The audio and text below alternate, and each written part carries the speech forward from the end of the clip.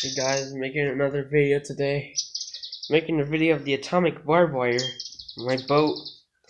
Remember a couple days ago when I made the video of the rustler body when I first got it. I'm not sure if I mentioned it, but I'm gonna say it anyway. I bought a Traxxas receiver for the boat because what I planned to do was use the same controller for both RCs, because I didn't want to have to buy a brand new controller for this boat and a brand new receiver. That would cost like $60 for the controller plus the receiver. That's $70 something. So what I did was I bought the Traxxas receiver. It's in here. It's in a balloon because the receiver isn't waterproof, and what you're supposed to do is put it inside a balloon and tape up the hole. So what I did that. So now I can use this controller, and then when I'm ready, all I have to do is, if I want to use this and I'm done using the boat, I have to just hold down the set button and turn it on, and then open up the receiver box and hold down the button for the receiver while I turn on the truck, and it'll just connect. Because I'm not using the truck anymore, because if you remember, this tire, this is not the same tire, but you remember the tire was blown right off the rim. It was like flapping around and stuff. I had the other side, which is brand new. The only problem was the little hex inside of the middle of the tire that goes onto the hex hub was a little bit round. So I thought it was gonna strip eventually, but I was going to be able to drive it at least a little bit, and so that did work, except this morning when I drove it, it came off of a jump because I jumped it off the curb and it hit the ground while revving, and it just stripped it out. So like if I revved it, it won't move because it's just going to be spinning around in there. So yeah, I'm going to use this now. I'm making a video tomorrow, actually, a running video for the first time in 2 years for this boat. It's never moved in 2 years. Yeah. I did 2 upgrades to it. One, I already just said I put the receiver inside a balloon. 2 is this thing. If you're wondering what that is, it's a Traxxas battery holder. Like that. There. Except what I did was, I had one lying around and I don't use it because that's a Stampede battery holder and that's a Rustler battery holder. So this is longer than that one and it won't work. So I just had this lying around in my parts bag over there. And I decided, because the motor, it used to always fall out. Well, fall forward. So if the boat flipped over, because the boat has self-riding, like if it flips over, you could turn the rudder and like full throttle it and it'll just flip right back over. But the problem is, if I tried to do that without this, the motor would have flew out and it wouldn't have just been all messed up. It would just be destroyed. So what I did was I drilled a hole here on this side because it lined up perfectly on this side here, as you can see. So I just drilled a hole and used Loctite glue and glued that down. So yeah, the motor has no gap. It's not touching it though, but it has a tiny little gap inside. But it doesn't matter, it's not gonna move. So yeah, the receiver wire, I haven't really thought about where to put that, but I've been thinking about one thing. I was thinking, this is the top hatch here, the hatch for the top of the boat here. I was thinking maybe I could, let me see. Maybe I could tape the antenna on the bottom of the hatch here, so it won't cut out. I'll still have range because it's going to be right on top there. And it's going to be taped up top here, so like if any little water comes in, it's not going to catch that. But this part, it doesn't matter if this part gets wet. It's just the antenna part. It just matters if the receiver gets wet because it's not waterproof. So yeah, that was the quick video. Everything's ready. I already greased the flex shaft and everything.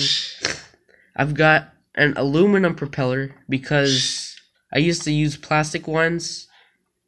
Because the last time I used aluminum propeller with the old motor system that was in here, it ripped the whole flex shaft out because the weight of the motor and put a lot of stress on this, the old motor, and basically the motor overheated and the flex shaft flew out. So yeah, I still have the old motor actually. Actually, I threw away the old motor and I bought a new system for the boat, which I ran like 3 times. This was the new system I bought. See how small that motor is? So yeah, I only ran this system in the Atomic 2 times. And then I wanted to make it faster because it goes 25 miles per hour. I wanted to make it faster, that's why I put the Traxxas mini Volinion system inside.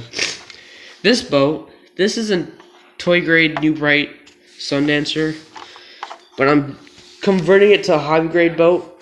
I just need the shaft, I need to mount the ESC, and I need to get another 3S for it. I'm not sure if I might use 3S because this boat is very, very light and the plastic is very, very flimsy. There's the top over there. It's just gonna like hop up and down.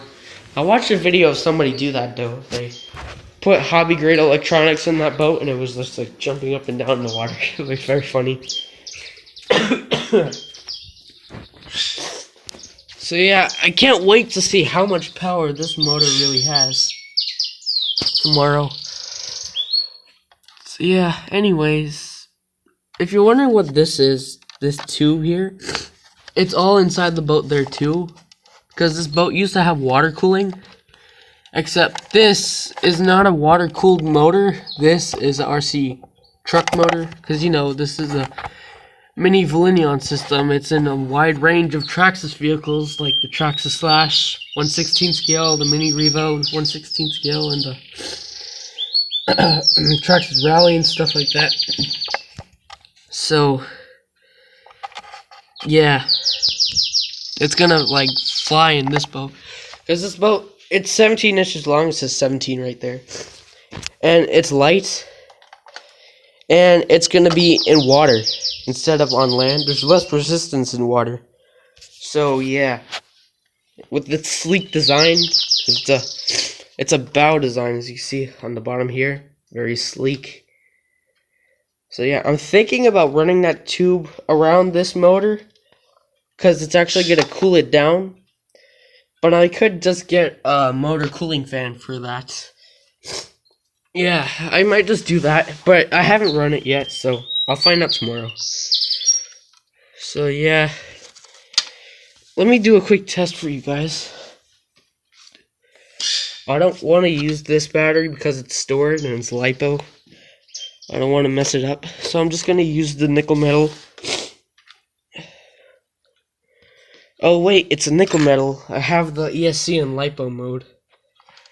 Hold on, let me just put it in nickel metal mode. Take out this battery. Because I charged this battery up last night to drive it today, and I drove it this morning when the tire stripped. Let me just hold on a second. Let me plug it in and get it ready.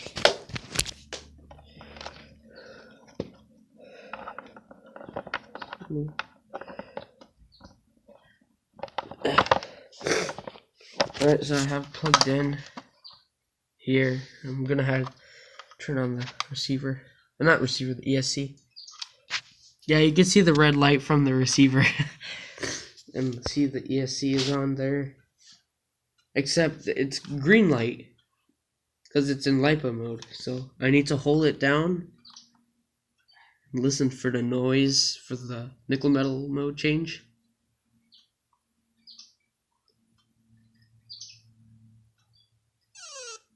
That's quiet. That's quieter than the one I'm used to, because with this ESC, it's the 3500 kV Volinion system. It's the bigger version of this, because they made this. This is basically the mini version of this, and this one's louder, but it sounds exactly the same. That's cool. So yeah, as you can see, the light's red now. So yeah, there we go. Rudder works. This battery's dead though, so I'm not sure how much it's gonna rev. I'm just gonna go full speed, even though this is not full speed because this battery's dead. So nice and smooth. Oh, I forgot of something. These systems have brakes. Look. Yeah. I forgot about that. The system has brakes on it. Forward and backward. Like, look. If I go backwards.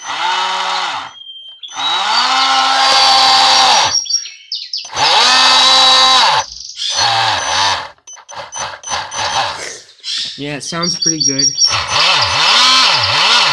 That loud noise, it's probably because the motor's been sitting around for a long time and it just needs to open up those bearings again. Tomorrow it will.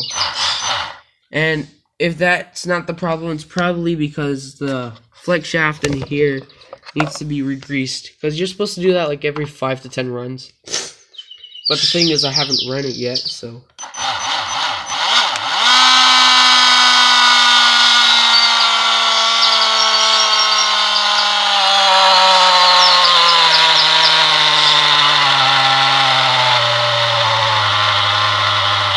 Alright, that battery's dead now. Alright, yeah, thanks for watching this video. Get ready for the next video, which is tomorrow, of this thing running on full-on 3S LiPo power. Alright, see you guys later. Bye.